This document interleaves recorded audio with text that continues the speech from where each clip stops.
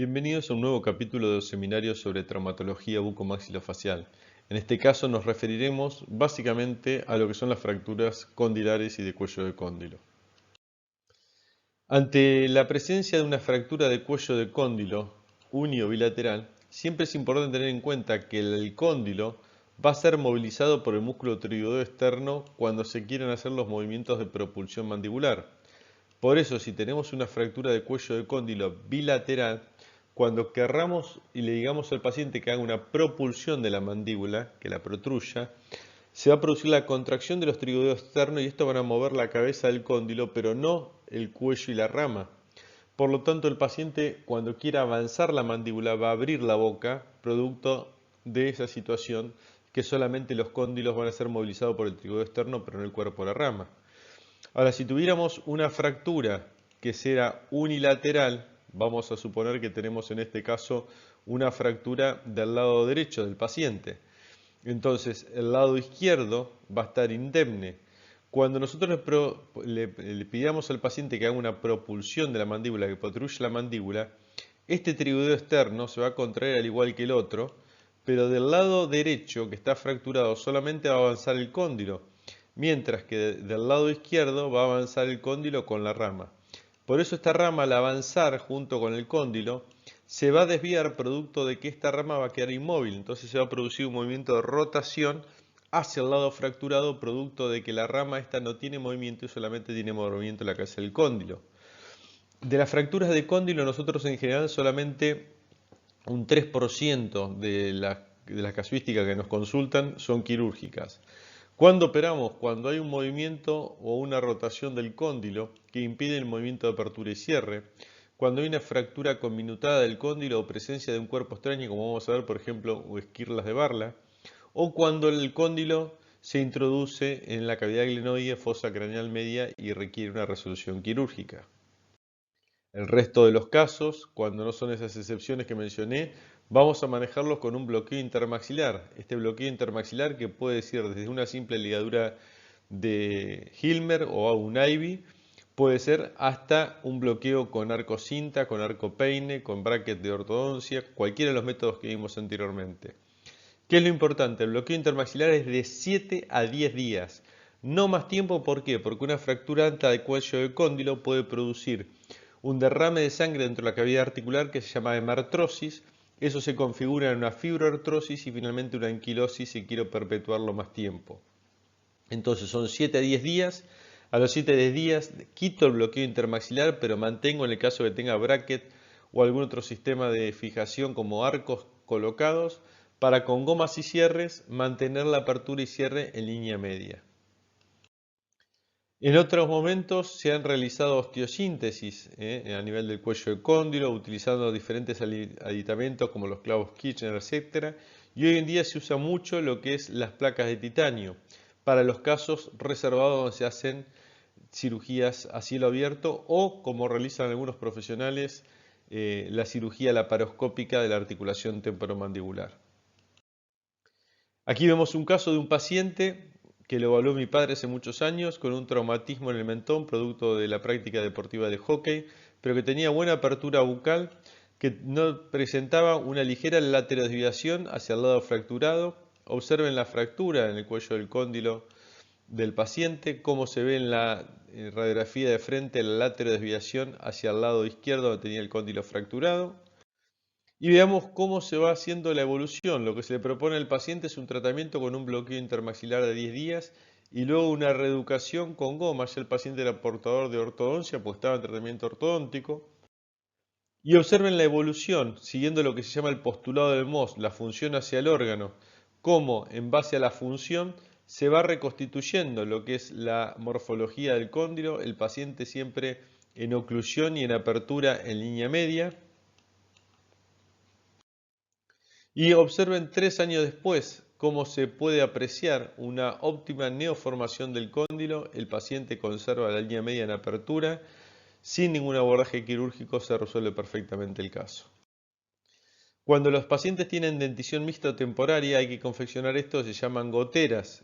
Así como los pacientes totalmente dentro usamos sus prótesis removibles o lo confeccionamos goteras, también lo hacemos en los pacientes pediátricos. Tomamos una impresión de su boca, porque dado que en este caso necesita un bloqueo por una fractura de cuello de cóndilo, pero tiene gérmenes dentarios que impiden la colocación de los tornillos para el bloqueo intermaxilar y tiene dentición mixta, por lo cuanto tampoco se puede hacer colocación de arcos o lazada de alambre en los dientes, lo que hacemos, fijamos la gotera superior a nivel circuncigomático, como vimos en el caso del capítulo anterior, la señora mayor, que lo hacíamos con la completa, y las goteras inferiores con ligaduras circunmandibulares, para poder luego realizar el bloqueo intermaxilar como ven acá con alambre. Generalmente en los pacientes pediátricos le colocamos un vendaje tipo Barton. Nosotros decimos en el paciente que es como un casco de una moto para que se quede tranquilo el nene y para que recuerde que no tiene que abrir la boca por lo menos las primeras 72 horas. Luego le retiramos el vendaje y se queda simplemente con las goteras. Observen cómo se puede hacer una buena reubicación del cóndilo y la apertura del paciente sin laterodesviación. En los pacientes adolescentes y adultos tenemos una terapéutica similar en cuanto a las indicaciones. Fíjense este paciente que al protruir hace una laterodesviación hacia el lado izquierdo donde tiene el cuello del cóndilo fracturado. Y aquí podemos observar cómo después de haber colocado los arcos superior e inferior, con las gomas se va guiando el movimiento de apertura y cierre en línea media. Observen el postoperatorio del paciente 1 año donde vemos lo que es la apertura y cierre en línea media, la conservación de la oclusión en la línea media. Este es un paciente que estaba asaltando, era un delincuente, estaba asaltando a otra persona que le pegó un tiro, que el tiro, la bala ingresó por dentro de la boca y se alojó a nivel de lo que es la articulación temporomandibular. Hacemos un abordaje preauricular clásico para extraer partes del proyectil. Observemos acá todos los fragmentos del proyectil que han sido retirados en esta zona preauricular y luego se cierra como marcan los protocolos o como veremos en los seminarios de articulación temporomandibular.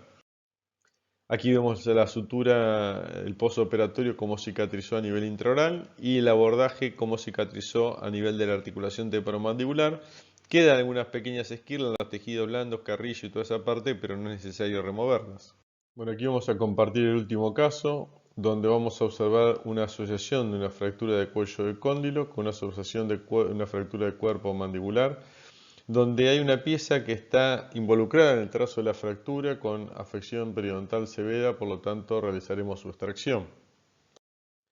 Aquí ven el contorno de lo que es la basal de la mandíbula a nivel parotidio, que es la zona donde se puede ver francamente el desplazamiento del cóndilo, y otro a nivel del cuerpo mandibular, donde se evidencia muy claramente la diferencia que hay de posición entre el cabo distal y el cabo mesial.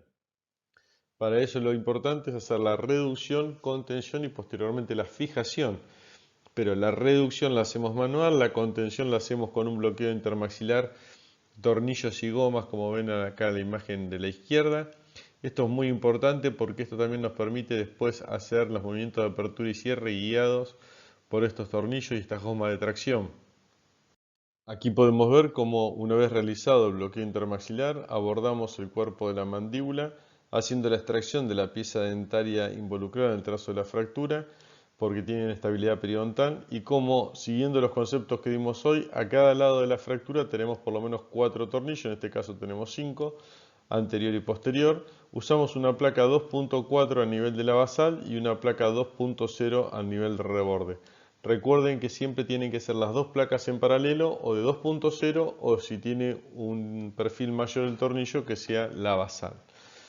Podemos observar aquí después de este procedimiento quirúrgico cómo el cóndilo tiene una perfecta reubicación con la maniobra que se realizó para el bloqueo intermaxilar y obviamente observamos también una muy buena cicatrización donde se devuelve el contorno de la mandíbula, en este caso en el cuerpo mandibular del lado izquierdo donde se hizo la osteosíntesis con placa. Aquí vamos a dar por concluido el capítulo de traumatología del tercio inferior facial, donde hemos abordado diferentes alternativas de tratamiento, pero básicamente en su gran mayoría una actitud conservadora ante la fractura del cuello de cóndilo. Tengamos en cuenta que si vamos a hacer una osteosíntesis con placa, lo que es importante siempre tener es una buena visibilidad, una buena reducción para tener una buena contención y posteriormente fijación, que existe la posibilidad de hacer el abordaje por medio de fibroscopios o endocopios.